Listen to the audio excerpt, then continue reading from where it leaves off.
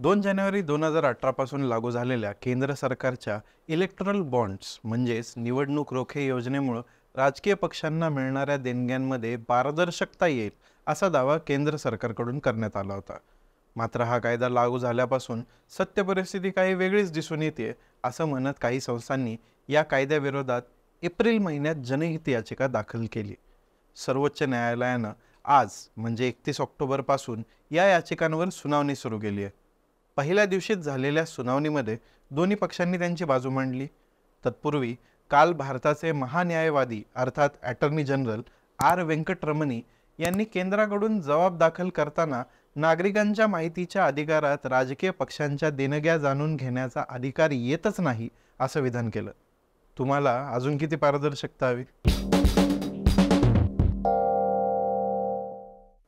नमस्कार, मी प्रथमेश आणि Indi जर्नलच्या made simple या कार्यक्रमात आपलं स्वागत आहे। आजच्या भागात आपण जाणून घेणार आहोत आजपासून सुरू झालेल्या निवडणूक रोख्यांसंबंधीच्या सुनावणीबाबत। पण पुढे जाण्याआधी एक आठवण, या व्हिडिओ खालचं बटन दाबून इंडी जर्नलला सबस्क्राईब करायला विसरू नका। निवडणूक रोखे ही राजकीय पक्षांना मिळणाऱ्या देणग्यांमध्ये पारदर्शकता आणण्याच्या कथित उद्दिष्टानं मोदी सरकारनं आणलेली योजना। या योजनेनुसार हे रोखे देशातील सामान्य नागरिक, देशात स्थापन झालेली किंवा नोंदणीकृत संस्था खरेदी करून आवडीच्या राजकीय पक्षाला देणगी देऊ शकतात। तसं इतर कोणत्याही सरकारी रोख्यांकडे गुंतवणुकीचं साधन म्हणूनच पाहिलं जातं।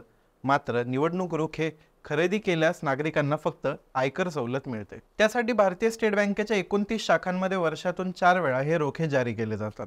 ते खरेदी करण्यासाठी खरेदीदाराला 10 दिवसांचा कालावधी दिला जातो। खरेदीदाराने ते रोखे खरेदी करताना तो कोणत्या पक्षासाठी ते रोखे खरेदी करतोय हे स्पष्ट करायचं असतं। या रोख्यांची खरेदी झाल्यानंतर ज्या पक्षाच्या नावाने ते रोखे खरेदी झालेले असतात त्या पक्षाला त्या रोख्यांचे पैसे 15 दिवसांच्या आत बँकेकडून त्यांच्या खात्यात जमा करून घ्यायचे असतात। जर त्या पक्षाने 15 दिवसांच्या आत ते रोखे काढले नाहीत तर ते पंतप्रधानांच्या मदत निधीत जमा होतात। रोखे खरेदी करताना खरेदीदाराला त्याची संपूर्ण माहिती द्यायची असते। मात्र ज्या राजकीय पक्षासाठी ते रोखे खरेदी केले जातात त्या पक्षाला मात्र त्याच्या देणगीदाराची माहिती सार्वजनिक करण्याची गरज नसते। या रोख्यांची किंमत 1000, 10,000, 1 लाख, 10 लाख आणि 1 कोटी इतकी असू शकते। हे रोखे खरेदी करण्यासाठी सामान्य नागरिक रोख रकमेचा वापर करू शकत नाहीत। त्यासाठी धनादेश म्हणजे चेक किंवा डिजिटल पेमेंट पद्धतीनुसार बँकेत पैसे जमा करावे लागतात। 2018 मध्ये लागू झालेल्या या योजनेमुळे राजकीय पक्षांना गेल्या वर्षापर्यंत 10,000 कोटींहून अधिक रकमेच्या देणग्या देण्यात आल्या आहेत। मात्र राजकीय पक्षांना मिळणाऱ्या देणग्यांमध्ये पारदर्शकता आणण्याचा दावा करणाऱ्या या रोख्यांमुळे एकदम विरोधाभासी चित्र उभं राहिलंय। हे रोखे फक्त एका सरकारी बँकेतून खरेदी करता येतात।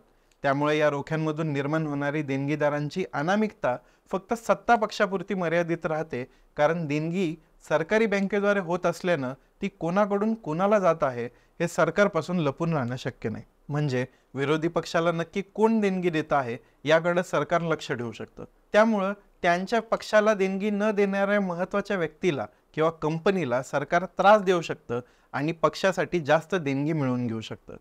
त्यातून त्या पक्षाला विरोधी पक्षाच्या विरोधात अनफेअर ॲडव्हान्टेज मिळू शकतं। शिवाय 2017 साली संसदेत संमत झालेल्या वित्त कायद्यानुसार राजकीय पक्षाला त्याच्या देणगीदाराबद्दल माहिती देण्याची गरज नसते। म्हणजेच कोणत्या पक्षाला कोणाकडून किती देणगी दिली जात आहे हे मतदारालाही माहीत नाही। त्यामुळे सर्वसामान्य नागरिकांच्या हक्कांवर गदा येते असं देखील याचिकाकर्ते म्हणतात।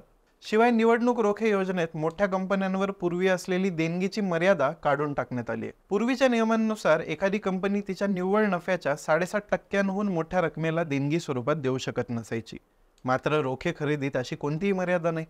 त्यामुळे आर्थिकदृष्ट्या सक्षम असलेली एखादी कंपनी जास्त देणगी देऊन सरकारकडून त्या बदल्यात कंपनी धार्जिनी योजना, धोरणं आणि कायदे सरकारला निर्माण करायला भाग पडू शकते, अशी भीतीही जाणकारांनी व्यक्त केली आहे। यातून क्रोनी भांडवलशाहीला म्हणजे सोप्या शब्दात दोस्तशाहीला बढावा मिळेल अशी ही चिंता व्यक्त होती। त्यामुळे काही बिगर सरकारी संस्थांनी या कायद्याच्या वैधतेला आव्हान करणाऱ्या याचिका सर्वोच्च न्यायालयात सादर केल्या। सरकारचा मात्र या रोखे योजनेला पूर्ण पाठिंबा आहे। केंद्र सरकारनं काल सर्वोच्च न्यायालयात दाखल केलेल्या जबाबात सर्वसामान्य नागरिकांना असलेल्या माहितीच्या अधिकाराला काही रास्त मर्यादा असल्याचं म्हटलं। त्यानंतर निवडणूक रोख्यांसंदर्भात सर्वोच्च न्यायालयाच्या 5 सदस्यीय खंडपीठासमोर या याचिकांवर आजपासून सुनावणी सुरू झाली। भारताचे महान्यायवादी अर्थात अटॉर्नी जनरल आर व्यंकटरमणी यांनी केंद्राचा जबाब काल सर्वोच्च न्यायालयासमोर सादर केला। त्यात त्यांनी म्हटलं की नागरिकांना कलम 19(1)(अ) च्या अभिव्यक्तीच्या अधिकाराअंतर्गत राजकीय पक्षाला मिळणाऱ्या देणग्या जाणून घेण्याचा अधिकारच प्राप्त नाही। त्या उलट आज झालेल्या सुनावणीत ज्येष्ठ वकील प्रशांत भूषण, शदन फरासत, निजाम पाशा आणि कपिल सिब्बल यांनी याचिकाकर्त्यांची बाजू मांडली। प्रशांत भूषण यांनी म्हटल्याप्रमाणे या व्यवस्थेत अनेक त्रुटी आहेत। यात पक्षालाही त्याच्या देणगीदाराबद्दल माहिती नसते, त्यामुळे निवडणूक आयोग किंवा आयकर विभागाला पक्ष ती माहितीच देऊ शकत नाही। परदेशी कंपनीच्या देशात असलेल्या शाखाही एखाद्या पक्षाला देणगी देऊ शकतात। कंपन्यांच्या देणग्यांवर असलेल्या मर्यादा काढल्यामुळे शेल कंपन्याही एखाद्या पक्षाला देणगी देऊ शकतात। अशा प्रकारचे कायदे संविधानाने कलम 19(1)(अ) अंतर्गत दिलेल्या अधिकारांचं उल्लंघन करतात। शिवाय माहितीचा अधिकार हा मूलभूत अधिकार असल्याचंही ते म्हणाले। त्यांनी दिलेल्या आकडेवारीनुसार रोख्यातून मिळालेल्या एकूण रकमेच्या 50% रक्कम एकट्या भाजपला मिळाली असून बाकीची 50% रक्कम ही इतर पक्षांना मिळाली। त्यांनी पुढे म्हटल्याप्रमाणे जवळजवळ सर्व देणग्या या व्यावसायिकांकडून आल्या असून त्यातील 95% रक्कम ही 1 कोटी किंवा त्याच्या वरच्या किमतीचे रोखे घेऊन देण्यात आली आहे। याशिवाय बरीच धक्कादायक आकडेवारी त्यांनी खंडपीठासमोर मांडली। अशा स्वरूपाच्या देणगीमुळे देशातील लोकशाही धोक्यात येईल अशी भीती त्यांनी व्यक्त केली। त्याचवेळी कपिल सिब्बल यांनी भांडवल आणि शक्तीचा सहसंबंध प्रस्थापित केला।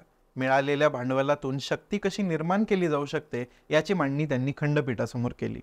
शिवाय रोखे प्रकरणात मिळणाऱ्या देणग्यांबद्दल अनामिकतेचे धोकेही त्यांनी खंडपीठाला सांगितले।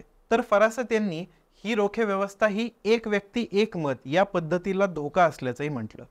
एक व्यक्ती एक मत ही संकल्पना फक्त मत देण्यापुरती मर्यादित नसून तिच्यामध्ये समान प्रतिनिधित्व आणि त्या प्रतिनिधित्वाचा समान प्रभावही अपेक्षित आहे। ही रोखे व्यवस्था या तत्वाला तडा देते असं त्यांनी खंडपीठाला सांगितलं। पाशा यांनी परदेशी कंपन्यांना भारतीय कंपन्यांइतकेच अधिकार देण्याचे धोके खंडपीठासमोर स्पष्ट केले। त्यामुळेच राजकीय पक्षांना मिळणाऱ्या देणग्यांमध्ये पारदर्शकता आणण्यासाठी लागू करण्यात आलेल्या या योजनेचा नक्की उद्देश काय हा प्रश्न निर्माण होतो। तर हा होता आजचा मेड सिंपलचा एपिसोड। तुम्हाला या प्रकाराबद्दल काय वाटतंय हे कमेंटमध्ये नोंदवायला विसरू नका। त्याचसोबत इंडी जर्नलला सबस्क्राईब करायला आणि आर्थिक मदत करायलाही विसरू नका। आम्ही तुमच्या पाठिंब्यामुळेच आमची पत्रकारिता मुक्त ठेवू शकतो, त्यामुळे तुमचा पाठिंबा असंच राहू द्या आणि पाहत राहा इंडी जर्नल।